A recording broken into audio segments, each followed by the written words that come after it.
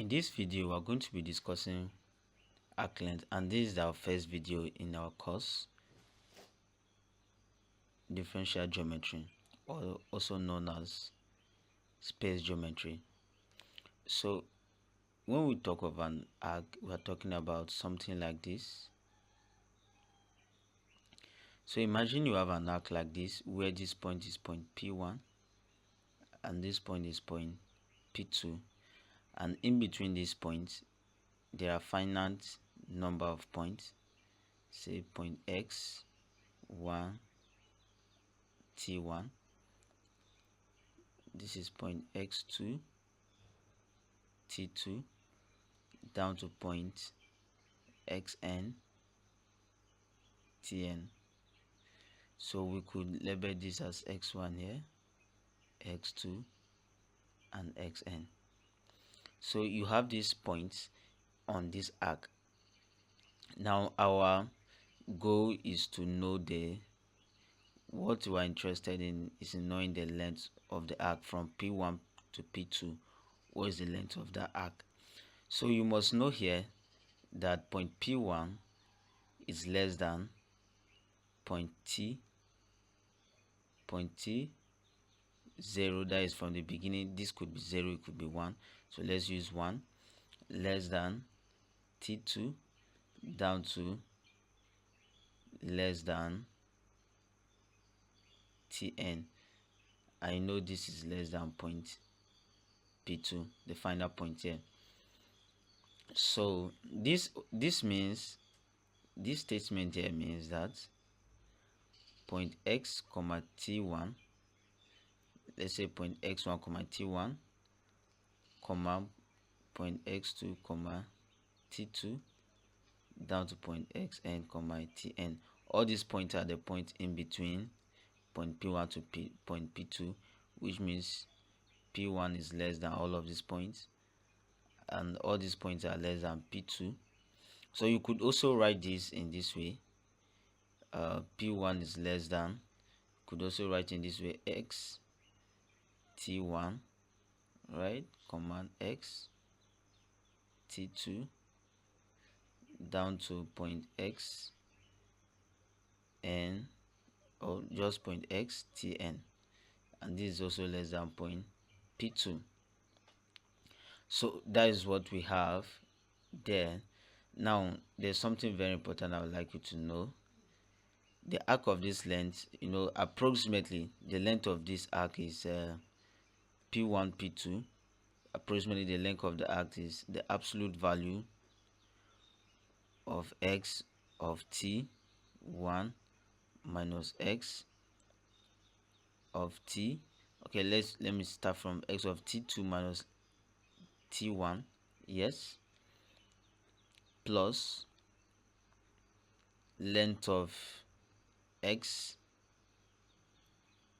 t3 minus x t2, then this will be plus up to the point x of tn minus x of tn minus 1 up to this point. Yeah, so this is the approximate length of the arc. And if you want to sum this up, you could just say P1, point P1 to P2, the length of point P1 to P2 is giving us the summation. These are summation from k equal to 1 to n of point x tk minus point x of tk minus 1. So this is the general way of writing it in the summation form.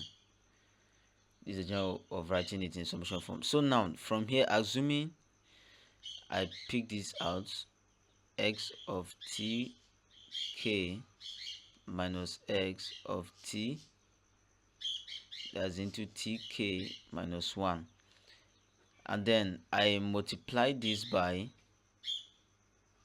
tk minus 1, and I also multiply it. I divide it by that, and I multiply by tk minus tk minus 1. So this is not actually mathematically, it doesn't change anything. Yeah, because if this will still divide this to still give you that. So if you have something like this, this can also be written as x into tk minus x into tk minus 1, and this is divided by changing tk, and it's also multiply here changing tk. So you could actually bring your absolute value down, bring its absolute value down. So this will be equal to, take your limit now, p1 p2, remember this p1 p2, bringing it down here is going to be limit as the t tends to 0 of your summation k equal to 1 to n of the x of t k divided by the t multiplying the t. So if you take the limit here, this is what you have. If you have something like that, you take the limit, what you have is the x dt. So you have this, so which can also be written, you could remove this limit now, which could also be written as the x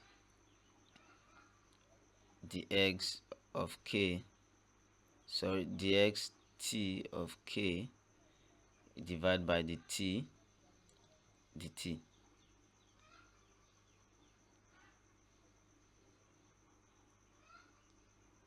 So if you want to take this to infinity now, you want to take this to be continuous, if you take this to be up to infinity now, so what you are going to have now will be an integral, no longer just it is not district again, it has become to infinity. So s, less our p1 p2 representing our s. So if we take the limit, change the limits, change the summation up to infinity, no longer n, then what you are going to have is, you are going to be having an integral from 0 to t. You have an integral from 0 to t of the x over the t dt. So we are going to be solving two examples here. So in the first example, we have x of t to be equal to cos t plus sin t plus t. So remember our formula, which is s to be equal to integral from 0 to time t of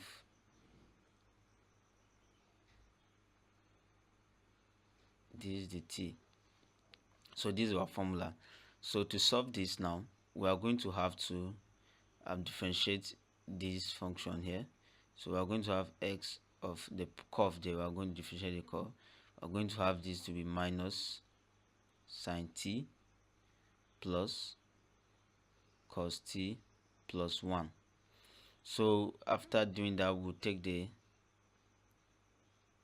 modulus, which is going to be the square root of minus sin t squared plus cos t squared plus 1 squared. So if we take this modulus, what we are going to have here is going to be sin squared t plus cos squared t plus 1 into this. So but then sin squared t plus cos squared t is equal to 1 in trigonometric identity. So we are going to have 1 plus 1, and this is going to be equal to square root of 2. So our modulus of x prime of t is square root of 2.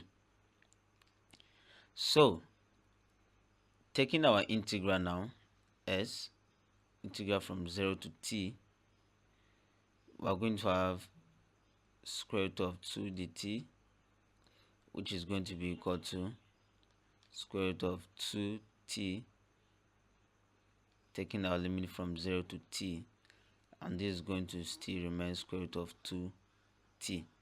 So that is the length of the arc there. So let's solve the second question. Let's solve the second question. So for the second question, we have x of t to be equal to 2t 3 sine 2t 3 cos 2t.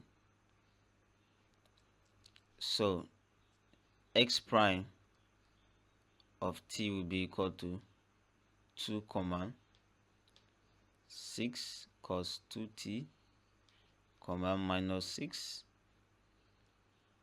sine 2t.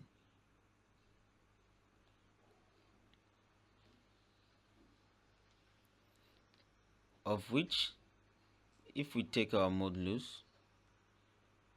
of x prime of t now, we are going to have this to be square root of 2 squared plus 6 cos 2t squared plus into minus 6 sine 2t squared. So this is going to give us 4 plus 36 cos squared. This we have 2 here, right? So in the same situation where we have cos square t plus sine square t to be equal to 1, we are going to still imply that same situation here where we are going to neglect these 2 here because the power is still of squared, and it's going to give us 1. So with that, I'm going to open the bracket here and have this to be t then plus sine square t. I'm going to take it this way because it's still going to give me 1 from trigonometry identities. So this will be 4 plus 36, which will be square root of 40, which is the same thing as square root of 4 times 10, which is 2 root 10. So that is our modulus of x prime of t. So taking our integral now from 0 to t